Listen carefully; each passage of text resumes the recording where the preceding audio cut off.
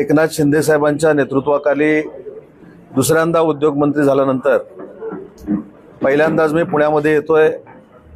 आमचे शहर प्रमुख नाना असतील, आमचे रमेश बापू असतील, आमच्या महिला आघाडीच्या पदाधिकारी असतील, युवा सेनेचे सर्व पदाधिकारी असतील, या सगळ्यांनी मिळून जो माझा सत्कार केला त्याबद्दल मनापासून त्यांना मी धन्यवाद देतो। परभणीला खरं तर निघालो होतो, परभणीचा दौरा रद्द झाला, त्यामुळे अचानक शिवसेनेच्या कार्यालयामध्ये येऊन सगळ्यांना भेटावं, पुण्याच्या सगळ्या शिवसेनेच्या पदाधिकाऱ्यांकडनं एक ऊर्जा प्राप्त करावी आणि कामाला लागावं, याच उद्देशानं आज मी या शिवसेना भवनमध्ये आलोय। सुरुवातीला एकनाथ शिंदे साहेबांना मी धन्यवाद देतो, मुख्यमंत्री देवेंद्रजींना देखील धन्यवाद देतो, अजितदादांना देखील धन्यवाद देतो की पुन्हा एकदा उद्योग क्षेत्रामध्ये भरीव काम करण्याची संधी ही माझ्यासारख्या कार्यकर्त्याला त्यांनी उपलब्ध करून दिली आहे। आज दुपारी 3 वाजता आपल्याला माहित आहे की आमच्या विरोधकांनी अनेक गोष्टीचा गाजावाजा केला होता, त्यातला एक हिंजेवाडीतल्या प्रकल्पांचा देखील गाजावाजा केला होता। पण मी स्वतः आज त्या ठिकाणी जातोय, त्यांच्या असोसिएशनची बैठक घेतोय। MIDCची तर लोक असतीलच, परंतु PMRDA, सार्वजनिक बांधकाम विभाग, ट्रॅफिकसाठी पोलीसचे सगळे अधिकारी, अशा सगळ्यांची एक व्यापक बैठक आज मी पिंपरी चिंचवडमध्ये लावलेली आहे। आणि मला खात्री आहे की ज्या पद्धतीनं फेक नरेटिव्ह काही लोकांनी सेट केला हिंजेवाडीच्या बाबतीमध्ये, खरं तर तिथली जी इंडस्ट्री आहे ही प्रायव्हेट इंडस्ट्री आहे, पण प्रायव्हेट इंडस्ट्री जरी असली, MIDC मध्ये जरी नसली तरी देखील त्यांना पायाभूत सुविधा निर्माण करून देणं ही आमची सगळ्यांची जबाबदारी आहे। आणि म्हणूनच उद्योग विभागाच्या खात्याला पुन्हा एकदा न्याय देत असताना त्याची सुरुवात आज मी हिंजेवाडीमधनं करतोय। त्या सगळ्यांशी बोलणं झाल्यानंतर पुन्हा एकदा मी प्रेस कॉन्फरन्स घेणार आहे। आणि दुसरा आजच्या पुणे दौऱ्याचं दुसरं जे एक वैशिष्ट्य आहे की उद्योग विभागाबरोबर मराठी भाषा हा एक विभाग माझ्याकडे आलेला आहे। आणि मला सुदैवी मानतो की या राज्याचा पहिला मराठी भाषेचा राज्यमंत्री होण्याचा बहुमान देखील माझ्यासारख्या कार्यकर्त्याला 2013 मध्ये मिळाला होता। आणि त्यावेळी मराठी भाषेचं भवन असावं ही मांडलेली संकल्पना पुन्हा एकदा 11 वर्षानंतर तोच विभाग माझ्याकडे देऊन माननीय एकनाथ शिंदे साहेबांनी पूर्ण करण्याची संधी मला उपलब्ध करून दिलेली आहे। अजून एक योगायोग असा आहे की मराठी भाषेला अभिजात भाषेचा दर्जा याच वर्षी मिळालेला असल्यामुळं केंद्र शासनाकडनं मराठी भाषेच्या उद्धारासाठी, मराठी भाषेचं महत्त्व कानाकोपऱ्यामध्ये पोहोचवण्यासाठी आणि मराठी भाषेच्या निमित्तानं युवा साहित्यिक निर्माण करणं, महिला साहित्यिक निर्माण करणं, जे ज्येष्ठ साहित्यिक आहेत त्यांना मान सन्मान देणं, यासाठी या खात्याचा आढावा देखील आज मी स्वतः घेणार आहे। आणि त्या विभागामार्फत जे विश्व साहित्य संमेलन होतं ते नक्की कुठं करायचं आहे त्याची जागा देखील आज आम्ही निश्चित करणार आहोत। साहित्य संमेलन जे आयोजित यावर्षी केलेलं आहे त्याला देखील कोण निमंत्रित करायचं, कोण कोण असणार आहे याची देखील चर्चा आज पुण्याच्या बैठकीमध्ये होईल। आणि आजच्या बैठकीमध्ये एक संकल्पना अशी आहे की मराठी भाषा ही तर आपली मातृभाषा आहे, मराठी भाषेवरचं प्रेम हे मी काही सांगण्याची आवश्यकता नाही, परंतु ही मराठी भाषा व्यवहारात वापरली गेली पाहिजे, मराठी भाषा ही न्यायालयामध्ये देखील वापरली गेली पाहिजे, मराठी भाषा ही प्रत्येक क्षेत्रामध्ये वापरली गेली पाहिजे, हा उद्देश डोळ्यासमोर ठेवून या खात्याचा कार्यभार मी स्वीकारलेला आहे। आणि त्याची देखील आढावा बैठक आज पुण्यामध्ये आयोजित केलेली आहे। आणि मला पुण्याच्या उद्योजकांना देखील खात्री द्यायची आहे की 2.5 वर्षामध्ये कदाचित काही कामं आमच्याकडनं राहिली असतील, ती देखील माननीय देवेंद्रजी, एकनाथ शिंदे साहेब, अजितदादांच्या नेतृत्वाखाली पूर्ण करण्याचा आमचा मानस आहे। महाराष्ट्रामध्ये उद्योग भवन ही जी संकल्पना आणलेली होती त्याचा आढावा देखील आज मी घेणार आहे। आणि इंडस्ट्रीना त्रास देण्याची भूमिका जर कुठच्या ना कुठच्या माध्यमातून जर कोण घेत असतील तर त्याचा देखील कडेकोट बंदोबस्त करण्याचा निर्णय हा शासन म्हणून आम्ही घेणार आहोत। परदेशातले जसे उद्योजक आहेत तसे आपल्या राज्यातले देखील उद्योजक आहेत, आपले स्थानिक उद्योजक देखील आहेत, यांना पूर्ण ताकद आणि संरक्षण देण्याची जबाबदारी उद्योग विभाग म्हणून आमच्या सगळ्यांची आहे आणि तोच आढावा घेण्यासाठी आज मी पुण्यामध्ये आलेलो आहे. सर, मागच्या वेळेस जेव्हा तुमच्याकडे हेच खातं होतं काही दिवसांपूर्वी निवडणुकीच्या आधी गणेश कलाला एक मोठा कार्यक्रम आपण देखील घेतला होता. त्याच पार्श्वभूमीवर पुन्हा एकदा खातं जेव्हा तुमच्याकडे आले काही धोरणात्मक निर्णय युवांच्या बाजूने आपण काही घेणार आहोत का उद्योग क्षेत्रात? त्या कार्यक्रमामध्ये आपल्याला आठवत असेल मी महाराष्ट्राच्या प्रत्येक विभागनिहाय काही आकडेवारी सांगितली होती आणि ती आकडेवारी सांगत असताना चांदा ते बांदा अशा पद्धतीनं समतोल प्रमाणात औद्योगिक क्षेत्र विकसित झालं पाहिजे, उद्योग तिथे आले पाहिजेत ही भूमिका होती. आणि आज मला सांगताना मनापासूनचा आनंद आहे की माजी मुख्यमंत्री, आमचे मुख्य नेते, विद्यमान उपमुख्यमंत्री आदरणीय एकनाथ शिंदे साहेबांनी जो गडचिरोलीमध्ये प्रयोग केला, गडचिरोली आजपर्यंत किंवा कालपर्यंत म्हणूया, आज नाही कालपर्यंत नक्षलवादी जिल्हा म्हणून ओळखला जायचा, परंतु आज तिथल्या युवकांच्या हातातली बंदूक बाजूला जाऊन त्यांच्या हाताला रोजगार देण्याचं काम महायुतीच्या सरकारनं केलं. जवळजवळ 1,00,000 कोटीचे स्टील बेस प्रकल्प हे गडचिरोलीमध्ये आणण्यामध्ये आम्ही यशस्वी झालो. त्याच्यामध्ये 45,000 कोटीचा लॉईड्सचा प्रकल्प, त्याचं इन्फ्रास्ट्रक्चर सुरू झालेलं आहे. सुनील जोशी म्हणून जे उद्योजक आहेत त्यांचा 10,000 कोटीच्या प्रकल्पाचं इन्फ्रास्ट्रक्चर सुरू झालं आहे. ह्या दोन्हीचं भूमिपूजन आम्ही मागच्या वेळी केलं होतं. सज्जन जिंदालांच्या JSW मार्फत जवळजवळ 25,000 कोटीची गुंतवणूक ही गडचिरोलीमध्ये होते. तुम्ही तसंच मराठवाड्यामध्ये जर आला तर मराठवाड्यामध्ये छत्रपती संभाजीनगरला 50,000 कोटीची इन्व्हेस्टमेंट मागच्या 3 महिन्यापूर्वी आपण केली.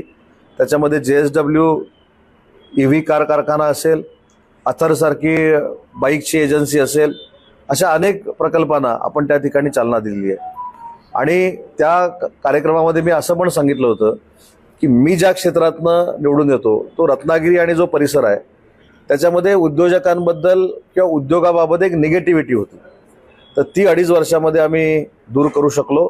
आणि माझ्या स्वतःच्या मतदारसंघामध्ये 19,550 कोटीचा VIT सेमीकंडक्टर कारखाना हा तिथे येतोय. त्याचं इन्फ्रास्ट्रक्चर सुरू झालंय आणि आपल्या माध्यमातून आचारसंहिता असल्यामुळे मी सांगू शकलो नाही, पण जरी आपल्यामध्ये आज रतनजी टाटा हयात नसले तरी त्यांचे आभार मानणं, हे टाटा समूहाचे आभार मानणं आमचं सगळ्यांचं कर्तव्य आहे.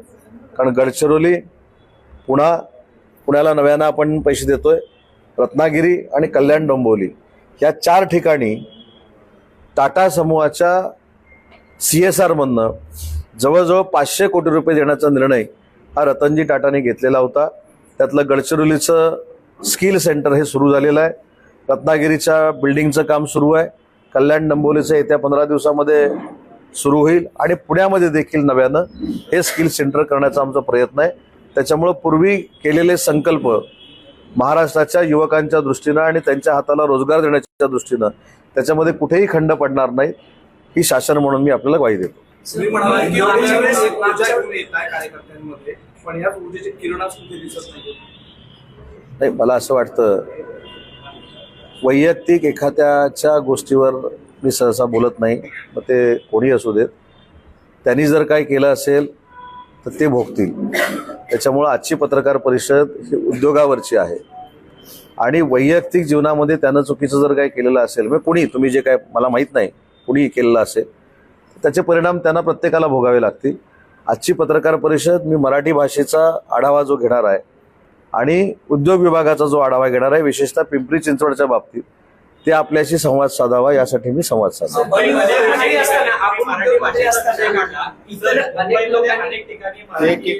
लोकांना मारहाण करतायत. 3 ते 4 घटना कल्याण असेल किंवा मुंबईमध्ये सुद्धा घडलेल्या. सरकार म्हणून यावर काय नेमका मार्ग काढणार? 3 दिवसापूर्वीचा जो प्रसंग घडला शुक्ला नावाच्या माणसाकडनं, त्याच्यानंतर माननीय शिंदे साहेबांनी दिलेली स्टेटमेंट आणि केलेली कारवाई आपल्या सगळ्यांना ज्ञात आहे.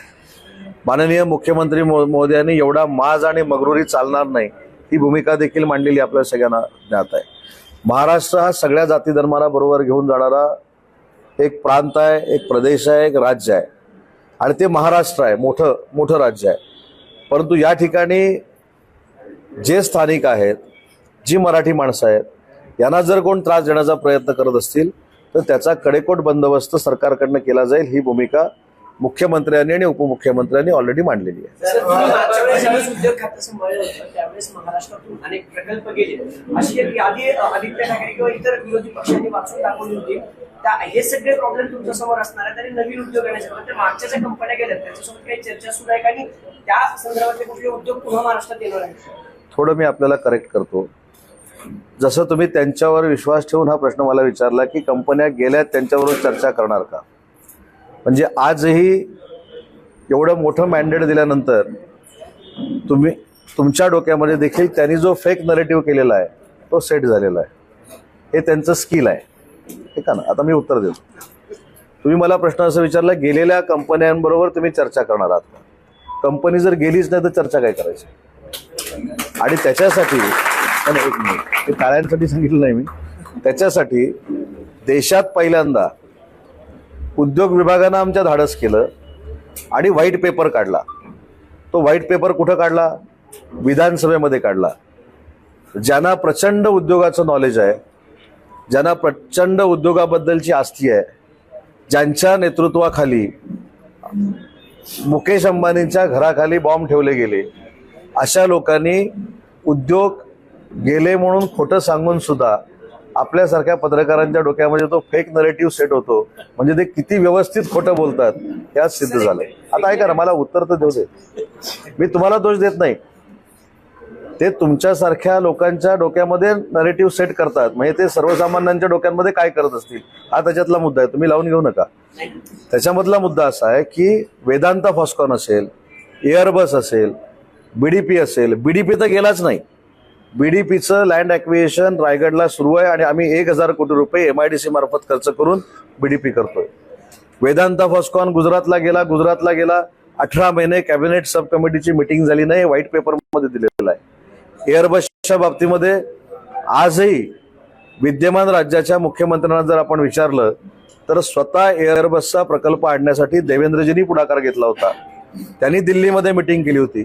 त्यांनी पूर्वीच्या उद्योग मंत्र्यांना सांगितलं होतं की त्यांच्याशी चर्चा करा, परंतु त्यांच्याशी चर्चा न झाल्यामुळे तो एअरबस केलाय. हे सगळं व्हाईट पेपरमध्ये दिलेलं आहे. आणि व्हाईट पेपरच्या बाबतीमध्ये जे विधानसभेमध्ये बोलू शकले नाहीत, बाहेर पत्रकार परिषद घेऊन काय मी काही सांगू शकतो, पण विधान भवनात कोण बोललंय का? तर विधान भवनामध्ये विरोधी पक्षाचा एकही आमदार श्वेतपत्रिकेवर बोलला नाही. त्याच्यामुळं आम्ही जी काढलेली श्वेतपत्रिका आहे ही विधानसभेच्या 288 आमदारांनी मान्य केली. याचा अर्थ जे बोलतात ते खोटं बोलतात हे सिद्ध झालेलं आहे. खासदार श्रीकांत शिंदेनी निवडणुकीच्या काळात त्यांची भूमिका स्पष्ट केली होती की नारायणचा जो रिफायनरी आहे तर लोकांना नको असेल तर येणार नाही. मात्र काल जर आपण बघितलं तर नारायण पुन्हा एकदा म्हणतात जर कंपन्या तयार असतील तर तो प्रकल्प नारायणचा प्रकल्प होणारच. म्हणजे महायुतीमध्ये यावरूनच अजिबात नाही. मी आता मराठी भाषेचा खासदारांची भूमिका, तुमची भूमिका आणि मंत्र्यांची वेगळी भूमिका. मी आता मराठी भाषेचा मंत्री झालेलो आहे. ऐका ना, सांगतो. त्याचं विश्लेषण तर ऐका. तुम्हाला पटलं नाही तर मला परत विचारा. ते काल काय म्हणाले? कंपनी यायला जर तयार असेल तर हा प्रकल्प करण्यासाठी ते प्रयत्न करणार. आणि त्याच्यानंतर ते असं बोलले की या संदर्भातली चर्चा ते सगळ्यांची करणार आहे. म्हणजे त्याच्यामध्ये मी आलो, ऐका ना, अन्य तिथले लोकप्रतिनिधी आले. 1 मिनिट साहेब, परत तुम्ही सांगा ना, माझं पूर्ण तर होते साहेब. मी 5 वाजेपर्यंत बसतो. अजिबात मला माझा परभणीचा दौरा रद्द झाल्यामुळे वेळ आहे. माझं फक्त म्हणणं असं आहे की राणे साहेबांनी जरी हे म्हटलेलं असलं तरी हे काय वादाचा काय कुठं विषय येत नाही. त्या मिटिंगला तिथले लोकप्रतिनिधी स्वतः आमदार किरण भैया सामंत देखील उपस्थित होते. तरी मग काय वादाचा प्रश्न येत नाही. विधानसभेची निवडणूक लढवत असताना तिथल्या लोकांच्या भावना ज्या काय होत्या त्या तत्कालीन मुख्यमंत्र्यांपर्यंत आम्ही पोहोचवल्या. आणि तत्कालीन मुख्यमंत्री माननीय शिंदे साहेबांनी, जे विद्यमान आज उपमुख्यमंत्री आहेत, त्यांनी सांगितलं की तिथल्या लोकांच्या विरोधामध्ये जाऊन त्यांना जे आवश्यक आहे ते करून देणं आपल्याला क्रमप्राप्त आहे. आणि आता राणेसाहेबांची मीटिंग होऊन 24 तास झालेले आहेत, पण मी त्याच्यामध्ये राणेसाहेबांशी बोलेन ना. त्याच्यामुळे आमच्यामध्ये समन्वय नाही, आमच्यामध्ये टोकाची भूमिका आहे. पण त्याच्यामध्ये नाही मतभेद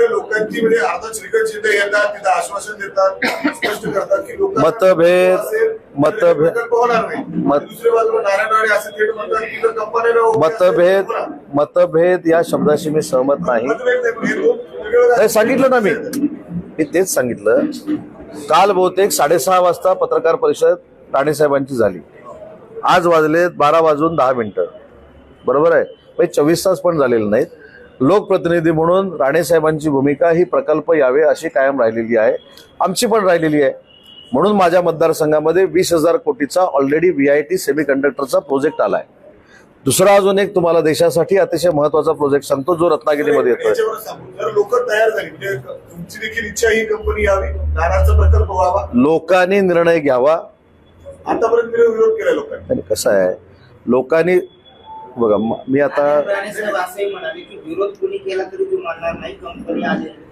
मी माझं स्पष्ट मत सांगितलं की 24 तास देखील राणेसाहेबांच्या पत्रकार परिषदेला अजून पूर्ण झाले. लोकप्रतिनिधी आहे, म्हणून आमदार मग तुम्ही आधी प्रश्न विचारून घ्या, मग मी तुम्हाला सगळं उत्तर देतो. बोला सर. त्याच्यामध्ये मी असं सांगितलं की या संदर्भामध्ये राणेसाहेबांची चर्चा करायची जर वेळ आली तर उद्योगमंत्री म्हणून मी करणार आहे.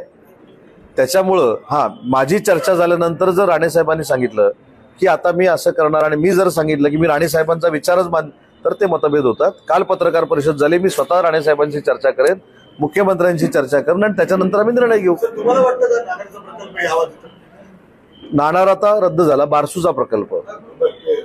मुद्दा असा आहे, तिथे विरोध का झाला हा देखील विचार करण्यासारखा आहे. मला ज्यावेळी आपण प्रश्न विचारता, अगदी फ्रेंडली सांगतोय मी, तुम्ही ज्यावेळी मला प्रश्न विचारता की बारसूचा प्रकल्प झाला पाहिजे की नको, त्यावेळी तुम्ही पूर्ण पहिल्यांदा जो गावाचा उल्लेख केला नाणार, हा प्रकल्प नाणारमध्ये होणार होता. नाणारचा प्रकल्प हा रद्द झाला आणि ही रिफायनरी त्या परिसरामध्ये होणारच नाही अशी भूमिका 2019च्या मुख्यमंत्र्यांनी घेतली. ही भूमिका घेतल्यानंतर 1 वर्षानंतर त्यांना असं जाणवलं की त्याच्या बाजूला 7 किलोमीटरवर असणारी जमीन बारसू ही अतिशय चांगली जमीन आहे. 13,000 एकरवर हा रिफायनरीचा प्रकल्प होऊ शकतो. त्याच्यातनं बेरोजगारी दूर होऊ शकते, तिथं काडी देखील उगवत नाही असं त्यांचं म्हणणं होतं. म्हणून तत्कालीन 2019-20च्या मुख्यमंत्र्यांनी ते केंद्रीय मंत्र्यांना पत्र दिलं की बारसूमध्ये ही रिफायनरी झाली पाहिजे.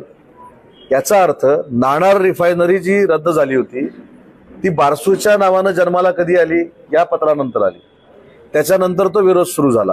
विरोध सुरू झाल्यानंतर मी देखील त्या प्रकरणामध्ये तिथल्या समितीला घेऊन बसलेलो होतो, त्यांच्याशी चर्चा झाली. आणि अजून एक ॲडिशन ह्याच्यामध्ये मी सांगतो की हा नाणारचा आणि बारसूचा प्रकल्पच होत असताना अजून एक मायनिंगचा प्रकल्प तिथे आला.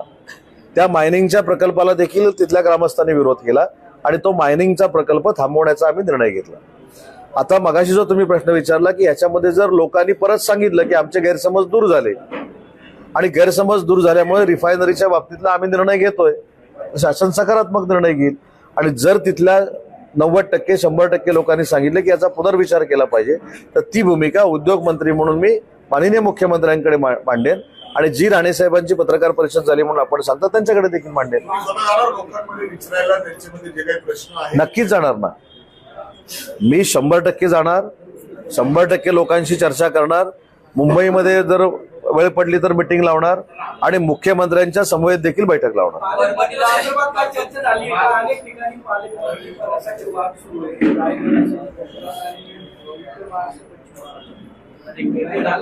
पालकमंत्र्यांच्या नियुक्त्यांचं काम 99% संपलेलं आहे. जसं खाते वाटप कधी होणार अशी तुम्हाला क्युरिओसिटी होती आणि रोज तुम्ही आम्हाला विचारायचं, ते विचारण्यासाठी 2-3 दिवस आम्ही तसंच ठेवलंय. एक 3-4 दिवसानंतर पालकमंत्र्यांची यादी जाहीर होईल.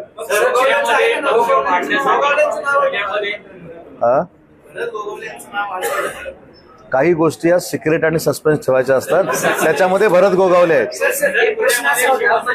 मंत्र्यांना काल बंगले वाटपाचे झाले. जर पूर्ण यादी बघितली तर भाजपच्या मंत्र्यांना बंगले दिलेत आणि शिवसेनेच्या अनेक मंत्र्यांना फ्लॅट दिले गेले. हा भेदभाव नाहीये का? तुमचा मुक्तगिरी आहे म्हणजे तुमचा आहे मुक्तागिरी, इतर मंत्र्यांना? माझा मुक्तागिरी आहे, जेतवन गुलाबराव पाटलांचा आहे, संजय राठोड साहेबांचा तोच आहे. असे आम्ही जे 12 मंत्री आहोत त्याच्यातल्या 8 मंत्र्यांचा तोच आहे. तसं बीजेपीचे जे मंत्री आहेत त्याच्यातल्या 10 मंत्र्यांचा बंगला आहेत, बाकीच्यांना फ्लॅट आहेत. त्याच्यामुळे तुम्ही कुठेही आमच्यामध्ये वाद लावायची संधी सोडत नाही आणि आमच्यामध्ये वाद लागणार नाही. सर, पुण्यामध्ये शिवसेना वाढण्यासाठी काय काळामध्ये विधानसभेला तुम्हाला माघार घ्यावी लागली, आरक्षणाची जागा सोडावी लागली.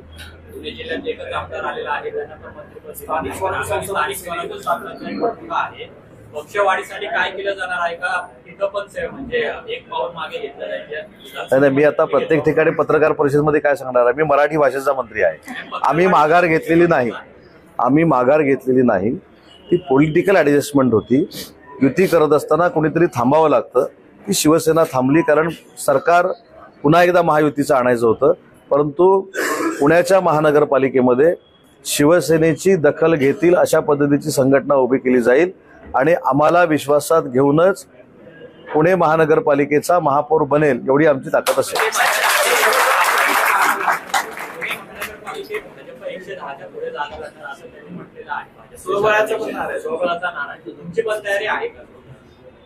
आता त्यांनी नारा दिलाय ना, मग आम्ही जरा विचार करून आमचा नारा देतो. एक फक्त प्रश्न असा होता, कात्रजचं जे सगळं प्रकरण झालं होतं, तुमची सभा झाली, आदित्य ठाकरे झाले, ते जुनं प्रकरण.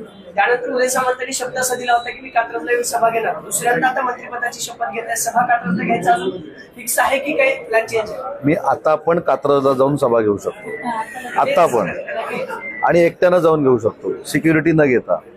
पण मुद्दा असा आहे की त्यावेळी मी 100% सांगितलं होतं की कात्रजला मी सभा घेणार आहे आणि कात्रजला सभा घ्यायचं देखील निश्चित केलं होतं. पण तत्कालीन सीपीनी मला असं सांगितलं की साहेब तुम्ही मंत्री आहात, तुम्ही मंत्री नसताना घोषणा केली होती, तुमच्या सभेनं जर कायदा आणि सुव्यवस्था बिघडणार असेल तर आपण काय करायचं. पण असं जर कोणाला वाटत असेल तुम्हाला नाही मी सभा घेऊ शकत नाही, तर आता पण कात्रजच्या तिथं काय चौक ना, त्या चौकामध्ये शिवसेना कुणीही जरी आव्हान दिलं तरी सभा घेऊ शकते. तेवढे काय आम्ही लेचेपेचे नाहीत. पण शेवटी आपण मंत्री म्हणून असतो, मंत्री म्हणूनच सभा घ्यायची आणि लॉ अँड ऑर्डर करायचं हे होऊ नये ही सूचना मला पोलीस डिपार्टमेंटने केली आणि त्यांचा आदर करून मी सभा केली.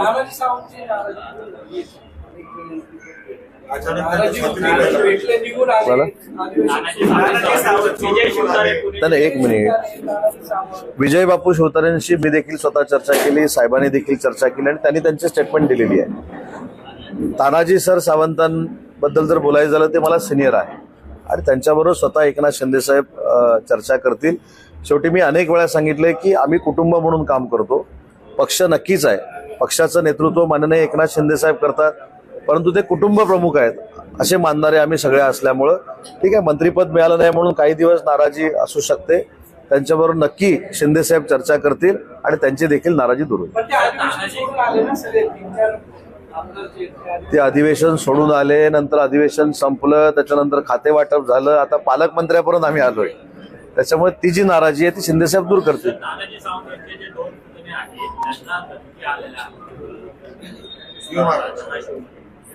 जर धमकी आलेली असेल तर पोलिसांनी तात्काळ त्यांना संरक्षण दिलं पाहिजे, त्याची चौकशी केली पाहिजे. कारण ते फक्त काय तानाजी सावंतांचं कुटुंब नाही, आमचं देखील कुटुंब आहे. त्याच्यामुळे तानाजी सावंतांच्या पुतण्यांना जर धमकी आली असेल तर मी स्वतः आज सीपींशी बोलेन, ग्रामीण जिल्हा कोण पोलीस अधीक्षक आहेत त्यांच्याशी बोलेन. परंतु कोण जर आमच्या पदाधिकाऱ्यांच्या, आमच्या नेत्यांच्या, नातेवाईकांच्या जीवाशी खेळत असतील तर त्याचा देखील बंदोबस्त पोलिसांनी केला पाहिजे, आम्ही सूचना देऊ. सर, बीड आणि परभणीचा जो विषय आहे गेल्या सातत्याने अनेक दिवसापासून तो चर्चेत आहे. पण आता राहुल गांधी येतात, सगळे मंत्री जात आहेत, नेते जात आहेत, कुठेतरी हा इश्यू पॉलिटिसाइज होतोय असं वाटतंय. बाकीच्यांचं मला अजिबात माहित नाही. परंतु काल मी जे माननीय एकनाथ शिंदे साहेबांच्या आदेशाने त्या ठिकाणी गेलो होतो, 2 गोष्टींसाठी गेलो होतो. एक गोष्ट अशी होती की जी काही चर्चा केली जाते त्या शेवटच्या आरोपीपर्यंत आम्ही पोहोचणार आहोत, त्याला अटक करणार आहोत हे आश्वासन द्यायला गेलो होतो. आणि आपल्याला खरोखरच आश्चर्य वाटेल की ती व्यक्ती 15 वर्ष सरपंच होती, किती 15 वर्ष. पण 15 वर्ष सरपंच असताना देखील ते कुटुंबासाठी काही करू शकले नाहीत. त्यांना 2 छोटी छोटी मुलं आहेत, तर त्यांची जबाबदारी एकनाथ शिंदे साहेबांनी स्वीकारली आणि त्यांचं घर बांधण्यापासून त्या मुलांना फ्युचर प्लॅनिंग करण्यापर्यंत जी काही मदत द्यायची होती ती आम्ही सगळ्यांनी मिळून देऊन आलो. त्याच्यामुळं आम्ही काही राजकारण केलं नाही. काल किती मदत दिली हे देखील आम्ही सांगितलं नाही. त्याच्यामुळं आम्हाला ते कुटुंब महत्त्वाचं आहे आणि बीडमध्ये अशी प्रवृत्ती वाढू नये ही गोष्ट महत्त्वाची आहे. आणि काल तिथला एक प्रसंग सांगतो की मी ज्यावेळी तिथे गेलो त्यावेळी एका तिथल्या सर्वसामान्य माणसाने एक व्हिडिओ मला दाखवला. एक व्यक्ती कुठच्या तरी एका मिरवणुकीमध्ये पिस्तूल हातामध्ये आहे आणि ती फायर करते आणि समोर असं लोकांना दाखवते. मी डायरेक्ट सांगितलं कॅबिनेट मंत्री म्हणून आजच्या आज त्याला अटक झाली पाहिजे म्हणून. ही प्रवृत्ती दादागिरी करायची, वेपन काढून दाखवायची ही प्रवृत्ती कुठेही सहन केली जाणार नाही, हा मेसेज घेऊन त्या ठिकाणी मी गेलेलो. संजय राऊत म्हणतायत मुख्यमंत्री परभणीला जात नाही म्हणजे ते घाबरत आहेत, मुख्यमंत्र्यांना जावं वाटत नाही, ते घाबरले परभणीला. बघा, मेघनाताई बोर्डीकर जाऊन आल्या, संजय शिरसाट जाऊन आले, मंत्रिमंडळातला मंत्री म्हणून मी जाऊन आलो. त्याच्यामुळं कॅबिनेट मंत्री त्या ठिकाणी जाऊन आले, याचा अर्थ मंत्रिमंडळात जाऊन आले. आम्ही मुख्यमंत्र्यांच्या वतीनं गेलो होतो, आम्ही उपमुख्यमंत्र्यांच्या वतीनं गेलो होतो. मला असं वाटतं की संवेदनशील गोष्टीकडे संवेदनशील नजरेनं बघितलं तरी बास असतं. आम्हाला त्यांनी पाठवलं ना, आणि आम्ही योग्य ते निर्णय घेऊन आलोय. पण सर, या विधानाला धरून ना प्रश्न असे निर्माण होतात ना, मराठा आरक्षण असू द्या किंवा हे सगळ्या असू द्या, मराठवाड्याला एक सॉफ्ट टार्गेट केलं जाते. जातीवाद जो पसरवला जातो तो मराठवाड्यातून मुख्य केंद्रामध्ये. गृह खातं तुमच्याकडे आहे आता, म्हणजे गृहमंत्री आहेत, मुख्यमंत्र्यांकडे गृह खातं आहे. याबाबत मराठवाड्यावर काही चर्चा व्हावी अशी इच्छा आहे, कारण त्यासाठी काही वेगळं करायचं इच्छा आहे, कारण आता ते परत तुम्ही गेले वर्षभराचा मराठवाड्यातला आंदोलनांचा जर प्रकार बघितला तर तुम्ही म्हणता त्या एका गोष्टीशी मी सहमत आहे की जातीमध्ये भेद निर्माण करणारे आंदोलनं त्या ठिकाणी झाली. मग मराठा समाज असेल, ओबीसी समाज असेल. आमची भूमिका पहिल्या दिवसापासून अशी आहे की आरक्षण मिळालं पाहिजे, आरक्षणाबद्दल दुमत असण्याचं काही कारण नाही. एकनाथ शिंदे साहेबांच्या नेतृत्वाखाली 10% आरक्षण मराठा समाजाला दिलेलं आहे. निजामकालीन नोंदीच्या संदर्भातला देखील आपण निर्णय घेतलेला आहे, पण त्याच्यामधली एक भूमिका होती की हे सगळं करत असताना ओबीसीच्या आरक्षणाला धक्का लागू नये, ही पहिल्यापासून आम्ही भूमिका घेतलेली आहे. पण आज जर तुम्ही बीडमध्ये गेला, काल मी तिथं जाऊन आलो म्हणून सांगतो की आज बीडची परिस्थिती फार मोठी भूषणाव आहे अशातला भाग नाही. त्याच्यामुळंच एसपी बदललेले आहेत, एसपी नवीन तिथे गेलेले आहेत. आता एसपी कोणी बदलले, आता तुम्ही मला प्रश्न विचारला की मुख्यमंत्री महोदय तिथे गेले नाहीत, पण एसपी बदलण्याचे अधिकार हे मुख्यमंत्री महोदयांनाच आहेत, आणि म्हणून संवेदनशील मुख्यमंत्री असल्यामुळे तातडीने एसपी बदलले. काल ज्यावेळी मी त्या कुटुंबाची भेट घेतली ते अतिशय समाधानी आहेत त्या पोलीस अधीक्षकांवर. पोलीस अधीक्षकांनी त्यांची जाऊन भेट घेतली, त्यांचे गैरसमज दूर केले, काही लोकांना चौकशीसाठी उचलले. त्याच्यामुळे प्रक्रिया सुरू आहे. पण जातीयवाद नुसता मराठवाड्यात नाही, महाराष्ट्रात कुठंच होऊ नये या मताची आम्ही आहोत. सगळ्यात भुजबळ काल देवेंद्र फडणवीस यांना भेटले, तर एकनाथ शिंदे यांना पण काय भेट दिल्या, आणि तसं ते अजित पवार यांच्यासोबत नाराज आहे. राष्ट्रवादी काँग्रेस पक्षाचे भुजबळ साहेब फक्त नेते नाहीत, तर आमच्या सगळ्यांचेच महायुतीचे नेते आहेत. आणि त्यांनी का देवेंद्रजींची भेट घेतली याचा खुलासा काल पत्रकार परिषद घेऊन केलेला आहे. एकनाथ शिंदे साहेबांना ते जर भेटणार असतील तर ते स्वागतच आहे. केंद्रातल्या बाबतीतली भूमिका देखील देवेंद्रजींनी त्यांची मांडलेली आहे. त्याच्यामुळे सिनियर नेत्याच्या बाबतीत मी बोलणं योग्य नाही. त्यांनी त्यांची भूमिका स्पष्ट केलेली आहे. काय सांगितलं ना, कालचा जो संतोष देशमुखच्या बाबतीमधला प्रकार घडला हा भूषणावा नाहीच आहे ना. ज्या पद्धतीनं त्याला पकडलं, ज्या पद्धतीने त्याला किडनॅप केलं, ज्या पद्धतीने त्याला मारलं क्रूर पद्धतीनं, हे भूषणावं नाहीच, असूच शकत नाही ना. त्याच्यामुळं आता बीडमध्ये असा प्रकार घडणार नाही किंवा घडू नये यासाठीच माननीय मुख्यमंत्र्यांनी त्या एसपींची बदली केली, नवीन एसपी इथे दिलेत, आणि त्याची चांगली सुरुवात केलेली आहे. जे झालं, जे घडलं ते भूषणावं नाही असं माझं मत आहे. सर, मुंबईमध्ये बेस्ट बसमध्ये अनेक महिलांसोबत गैरवर्तन होताना दिसतंय. अनेक जे पुरुष असतात ते करतात, गर्दीचा फायदा यामध्ये घेतात. काय सरकार यामध्ये उपाययोजना करणार आहे? बसेसची संख्या वाढवली जाणार आहे, गर्दी महिलांची सुरक्षितता राहावी यासाठी काय वाढवलं? दोन्ही गोष्टी कराव्या लागतील. बसची संख्या देखील वाढवावी लागेल. काही सेपरेट महिलांसाठी बसेस सुरू कराव्या लागतील. जे मेट्रो असेल किंवा मोनो असेल याच्यामध्ये सेपरेट डबे महिलांसाठी सुरू करावे लागतील. आणि दुसरी महत्त्वाची गोष्ट की हे करून भागणार नाही, परंतु जी प्रवृत्ती गर्दीच्या ठिकाणी अशा पद्धतीनं त्रास द्यायचा प्रयत्न करते ही मोडीत काढली पाहिजे. महिलांना सुरक्षिततेसाठी स्वतंत्र या सगळ्या यंत्रणा दिल्या पाहिजेत, हे ठीक आहे. परंतु आजही महाराष्ट्रातल्या महिला भगिनी पुरुषांच्या खांद्याला खांदा लावून काम करतायत. त्याच्यामुळं आमच्या सगळ्यांमध्ये समानता असली पाहिजे ही देखील भूमिका आहे. आणि असं जर कोण करत असेल तर त्याच्यावर कडक कारवाई झाली पाहिजे, जेणेकरून अशी प्रवृत्ती पुन्हा काय चेष्टा मस्करी करणार नाही, महिलांना त्रास देणार नाही, अशा पद्धतीची यंत्रणा उभी केली पाहिजे. थँक्यू.